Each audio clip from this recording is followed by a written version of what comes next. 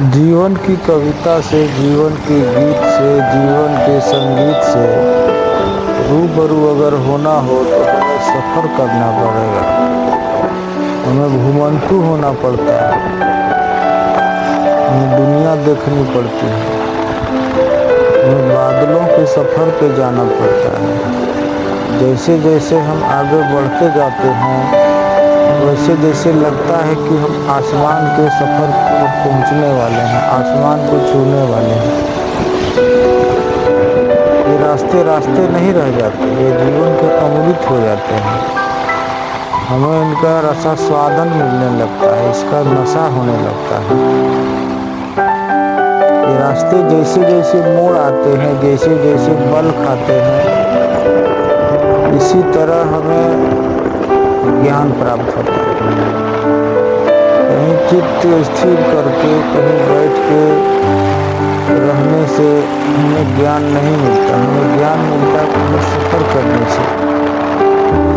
ये प्रकृति, ये शहर, ये गांव, ये बस्ती को पढ़ने से लोगों के चेहरों पर जीवन दिखाई देता है, प्रकृति के रंगों पर जीवन दिखाई देता है।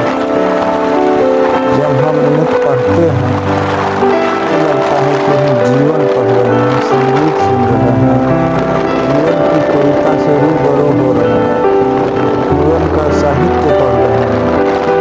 प्रकृति जो है परमात्मा की लेखनी है, इसे हम अक्षर अक्षर पढ़ते जाते हैं।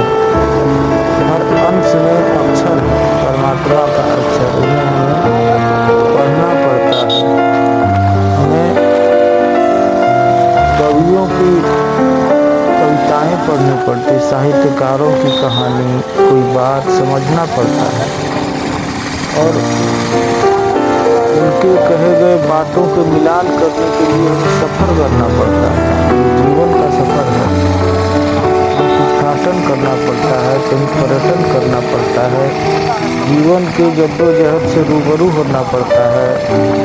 कोई कार्य पूर्ण करने से पहले जितनी समस्याएं आती है जीवन में, उनका सामना करना पड़ता है और सामना करते हुए उनसे हमें विजय प्राप्त करना पड़ता है। तभी हम जीवन की कविता से रूबरू हो पाते हैं।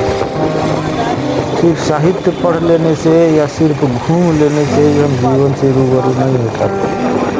हमें सबको एक साथ स्वयं में आत्मसात करना पड़ता है। जब हम सब कुछ आत्मसात कर लेते हैं जीवन में तो हम समझ पाते हैं कि जीवन का असली स्वरूप क्या है।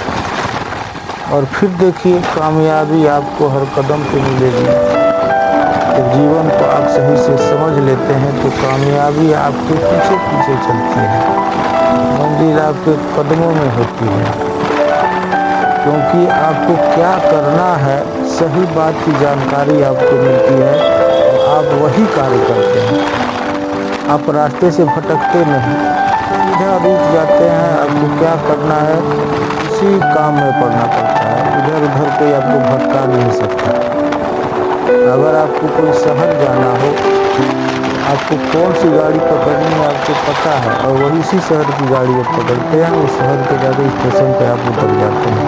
अगर ज्ञान नहीं हो तो जाना हो कहीं, चल देते हैं आप, कहीं ट्रेन में बैठ जाते हैं तो फिर आप भटक जाते हैं।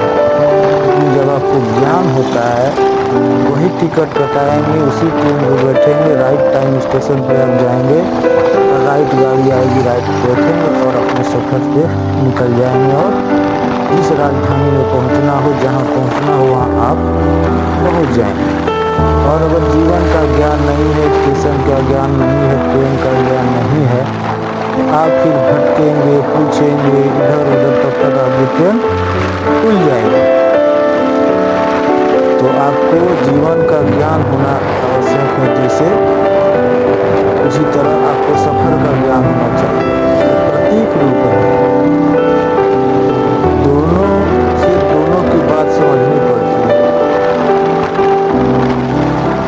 और इसके बाद देखिए, जैसे जैसे तस्वीर आपके सामने आती है, जन्नत का, स्वर्ग का रास्ता जैसे गलियारा खुल गया,